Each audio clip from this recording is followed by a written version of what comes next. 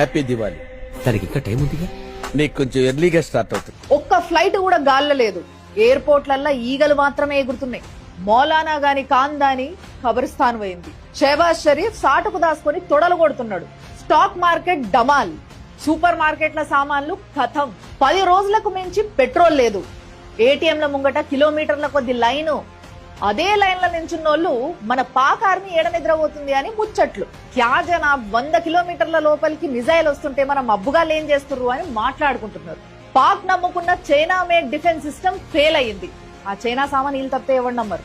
మనోళ్ళు ఈ నుంచి బ్యాండ్ బజాన్సే ఆడ బ్యాండేజ్లు వేసుకుంటున్నారు.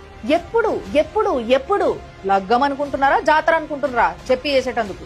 దండయాత్ర అంటే పెద్ద పులి లెక్క మీద పడిపోవాలి, చూస్తేనే గుండె ఆగిపోవాలి. పొరపాటున అక్కడ ఒక మామూలు మనిషి చనిపోయినా, ఒక సామాన్యుడి ఇంటి గోడ కూలినా గాని కూతందుకొని కబడ్డీ ఆడేటందుకు మన దేశంలోనే చాలా మంది తయారు ఉండే.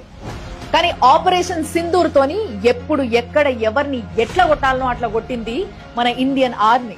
కడుపుకింత తిండి లేదు గాని కాశ్మీర్ కావాలంటే గిట్లనే ఉంటది. మరి ఒక్క 25 నిమిషాలు అటాక్ చేస్తేనే ఆగమాగం అయ్యింది.